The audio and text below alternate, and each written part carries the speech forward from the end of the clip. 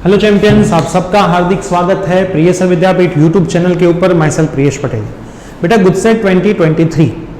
अब सबसे पहले मैं आपको बताऊं कि बोर्ड की एग्जाम जैसे ही आपकी खत्म होती है, बहुत सारे स्टूडेंट्स को गुडसेट 2023 का महत्व क्या है, इंपॉर्टेंस क्या है, वही नहीं पता होता है। तो आज के इस वीडियो में मैं आपको उसका इंपॉर्टेंस बताने वाला हूँ। साथ में बेटा आपको कैसे करनी चाहिए कम समय में प्रिपरेशन, क्या आपका होना चाहिए प्लान बी, उसके रिगार्डिंग भी मैं इस वीडियो में बात करने वाला हूँ। तो चैनल पे नए हो तो चैनल को जरूर सब्सक्राइब करें। और खास हमने गुडसेट की प्रिपरेशन के लिए व्हाट्सएप के ग्रुप बनाए हैं। डिस्क्रिप्शन बॉक्स में ग्रुप के लिंक है, उसको ज्वाइन कर लेना। उसमें वीडियोस आते रहेंगे, मटेरियल आता रहेगा, और साथ में जब आपकी एडमिशन प्रोसेस होगी तो उस एडमिशन प्रोसेस के टाइम में भी वो ग्रुप में आपको एडमिशन की पूरी इंफॉर्मेशन दी जाएगी। हम लास्ट 3 साल से एडमिशन की प्रोसेस में स्टूडेंट्स को यहाँ से हेल्प करते हैं। तो चलिए बेटा शुरू करते हैं गुडसेट के रिगार्डिंग। सबसे पहले जो बेटा गुडसेट की एग्जामिनेशन है, खास ध्यान में देना, वो गुडसेट की एग्जामिनेशन की मैं आपको इंजीनियरिंग में, फार्मेसी में और बाकी की 2-3 ब्रांच के अंदर एडमिशन मिलता है।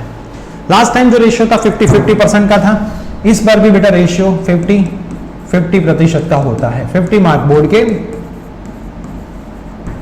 और 50 मार्क गुडसेट के। कोई चेंज होगा तो बोर्ड के 60 हो गए, गुडसेट के 40% हो गए, वो उसकी बुकलेट में आ जाएगा, है ना। तो 50-50% रेशियो होता है। अब बोर्ड की एग्जामिनेशन तो आपकी चली गई, कैसी गई, अच्छी गई, खराब गई, उससे बेटा कोई मैटर नहीं करता, लेकिन गुडसेट की एग्जामिनेशन अभी भी आपके हाथ में है। पूरा खेल बदलना हो तो एक गेम चेंजर बोलते हैं जिसको, वो गुडसेट की एग्जामिनेशन है। तो मैं आपको यहां से बोलूंगा कि बेटा आपको गुडसेट की एग्जामिनेशन 3 तारीख को है, तो 3 तारीख तक आपको आपके हथियार को नीचे नहीं रखना है बेटा। एंड मोमेंट तक यहाँ पे लड़ाई करनी है ना। जीते हारे वो एक अलग बात है, लेकिन अपने को लास्ट मोमेंट तक लड़ाई जरूर करनी है। हम यहां से लड़ने वाले हैं, आपको भी हमारे साथ लड़ना ही लड़ना है। देखो, स्टूडेंट को इमोशनल करके हम नहीं लड़ने वाले हैं, लेकिन लड़ने जरूर वाले हैं। क्लियर? तो हमें किसी की सिंपैथी की जरूरत नहीं है बेटा, लेकिन मेहनत आपको करनी है। तो आप मेहनत करोगे तो आपका रिजल्ट आएगा। वो रोतलेपन वाले स्टूडेंट होते हैं, मेरा ये हो गया, मेरा ये हो गया, मैं ये क्या करूं, मेरे को ऐसे विचार आ रहे हैं, तो बेटा वो चले जाओ, वो साइड में रहो। मेहनत करने की ताकत आप में है तो मेहनत करो, है ना। मेहनत से ही जीवन में सब कुछ आपको मिलेगा। बिना मेहनत से यहाँ पे किसी को कुछ नहीं मिलता, वो चीज दिमाग में डाल के रखना। अब आप पूरी जिंदगी रोते रहोगे कि मेरी बोर्ड की एग्जामिनेशन खराब गई, खराब गई, खराब गई, मैं जिंदगी में क्या करूं, तो बेटा आपसे कुछ नहीं होगा। तो आप शांति से बैठ जाओ।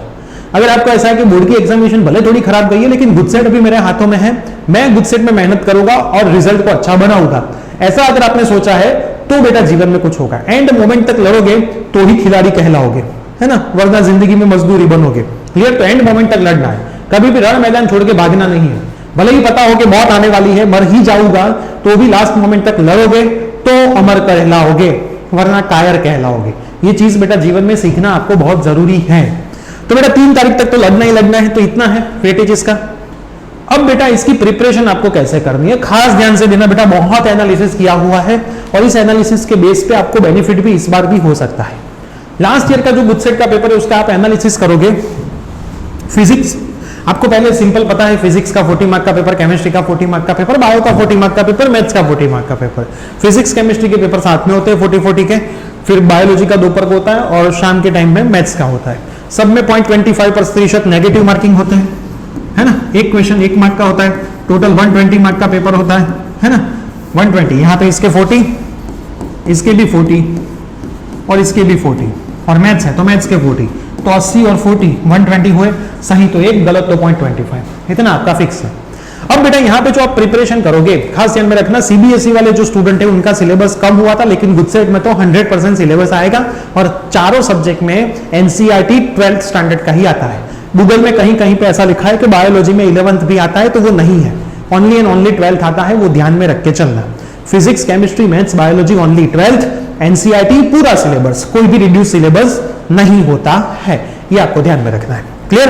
अब बेटा इसकी प्रिपरेशन कहां से करनी है, तो लास्ट टाइम का जो मैंने फिजिक्स का पेपर देखा है उसमें बेटा 30 मार्क के जो क्वेश्चंस थे 40 में से, वो पूरे एनसीईआरटी के थे। अब बोलोगे सर एनसीईआरटी का तो पूरा है तो 40 क्यों नहीं? 30 एनसीईआरटी के एक्सरसाइज के सवाल, इलस्ट्रेशन के सवाल डायरेक्ट डिट्टो दे दिए थे, डायरेक्ट दे दिए थे, कोई भी चेंज नहीं। सेम टू सेम मैथ्स में भी मैंने देखा था 30 के आसपास एनसीईआरटी के सवाल। केमिस्ट्री में भी पूरा पेपर एनसीईआरटी बेस, बायो में भी पूरा पेपर एनसीईआरटी बेस। कोई टफ सवाल नहीं, कोई टफ सवाल नहीं, सिंपल, एक इक्वेशन आंसर, एक इक्वेशन आंसर, थ्योरेटिकल सवाल, बहुत सिंपल सवाल। हम यहां से बेटा गुडसेट के प्रीवियस ईयर्स के पेपर सॉल्व करने ही वाले हैं। तब आपके दिमाग में पता ही चल जाएगा कि ये तो भाई बहुत इजी सवाल आते हैं, है ना। गुड सेट के सवाल बोर्ड से भी कभी कभी बहुत इजी आते हैं। तो बेटा ये गेम चेंजिंग खेल है।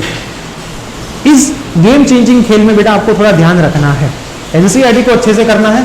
बहुत टफ सवाल करोगे तो भी फायदा नहीं होगा, कुछ करोगे ही नहीं तो भी कोई फायदा नहीं होगा। तो इतनी चीजों का बेटा आपको ध्यान रख के चलना है कि आपको प्रिपरेशन कैसे करनी है। तो ये बात मैंने यहाँ पे आपको प्रॉपर प्रिपरेशन की बता दी कि आपको प्रिपरेशन कहाँ से करनी है। फिजिक्स का मैं बताऊं तो एनसीईआरटी ही आपको करना है।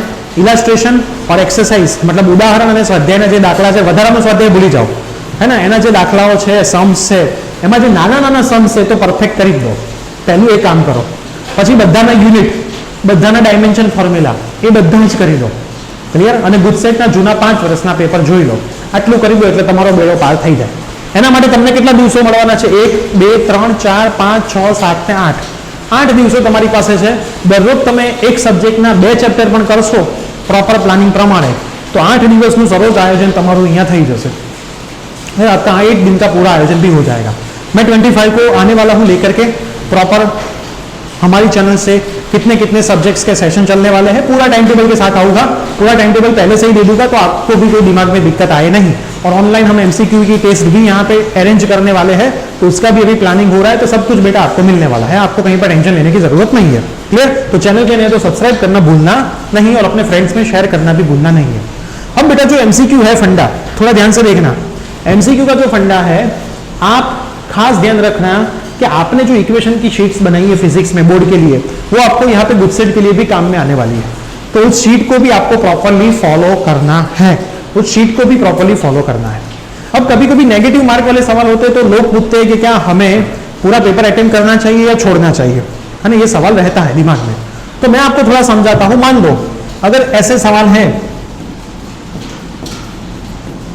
5 सवाल है, 5 सवाल में आपने कुछ टिक कर लिया, मान लो ए कर लिया या फिर बी कर लिया, सी कर लिया, डी कर लिया, फिर किसी में ए किया, किसी में आपको लगता था बी किया, सी किया।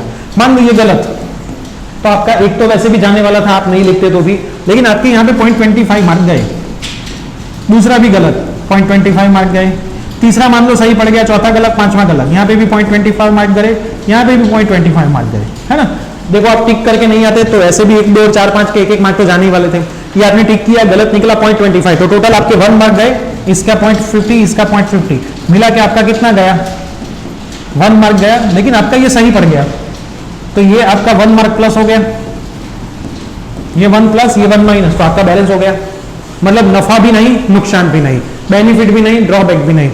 चलो तो ये तो आपने दिया। लेकिन अगर ये 5 आपने टिक किए बेटा और ये 5 में से मान लो पहला सही पड़ गया, दूसरा गलत, तीसरा सही, चौथा गलत और 5वां गलत, 2 सही पड़ गए। अब 3 गलत पड़े तो 0.75 तो आपको जाने वाले। 0.75 तो 3 के गलत के जाएंगे, लेकिन 2 आपके सही है तो 2 मार्क आपको मिलेंगे। अब 2 में से 0.75 में जाने दो तो 1.25 मार्क का आपको प्रॉफिट हुआ। अब प्लस में ये माइनस और ये आपका प्लस। तो इसलिए मैं मोस्टली ऐसा बोलता हूं पहले गुड सेट में क्या करो कि जितना आता है उतना कर लो, है ना। फिर मोस्टली क्या होता है हर एक पेपर में 40 है तो 10 के आसपास ए होते हैं, 10 के आसपास बी होते हैं, 10 के आसपास सी होते हैं, 10 के आसपास डी होते हैं। ये सेट होता ही होता है। तो मान लो आपके 10 बाकी, आप देख लो ए कितने, बी कितने, सी कितने है, उसके अकॉर्डिंग भी आप कर सकते हो 10। ये मैंने बताया उसके अकॉर्डिंग भी कर सकते हो। या फिर एक दूसरी मेथड है 50-50। क्वेश्चन देख के सोचो कि ये 2 ऑप्शन तो आएगी नहीं, 2 तो आपको पता चली जाएंगे, तो दूसरे जो 2 है उसमें से आपको जो बहुत नजदीक का आंसर लगता है वो टिक करके आ जाओ। तो मेरी मानो तो आप ये लास्ट में तुक्का वाला फंडा अप्लाई कर सकते हो। क्लियर। ये बेनिफिशियल भी होता है, कभी कभी दावपानी.com भी कर देता है। क्यों दावपानी.com बोला मैंने? मान लो 5 गलत हो गए तो, है ना। तो ये सबसे खराब कंडीशन, वर्स्ट कंडीशन में ऐसा हो सकता है। लेकिन बेटा घबराने की जरूरत नहीं, अपने अच्छे काम किए ऐसा अपने साथ होगा नहीं। तो अच्छे से बेटा प्रिपरेशन करोगे तो गुडसेट से पूरा आपका रिजल्ट चेंज हो जाएगा और आपके मार्क भी चेंज हो गए।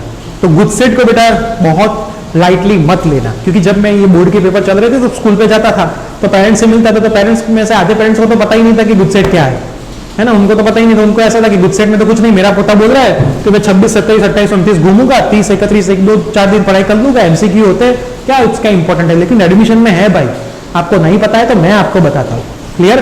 तो बेटा इतनी चीजें आपको गुडसेट के रिगार्डिंग ध्यान में रखनी है। अभी भी गुडसेट के रिगार्डिंग आपका कोई डाउट है, कोई प्रॉब्लम है तो कमेंट में हमें जरूर बताएं हमारी टीम आपको श्योर हेल्प करेगी। ये वीडियो आपके स्कूल के सभी फ्रेंड्स में शेयर करें ताकि उनको भी गुड सेट का इंपॉर्टेंस यहाँ से पता चल जाए। और व्हाट्सएप ग्रुप ज्वाइन करना ना भूले। मिलते हैं न्यू अपडेट के साथ। Bye, take care.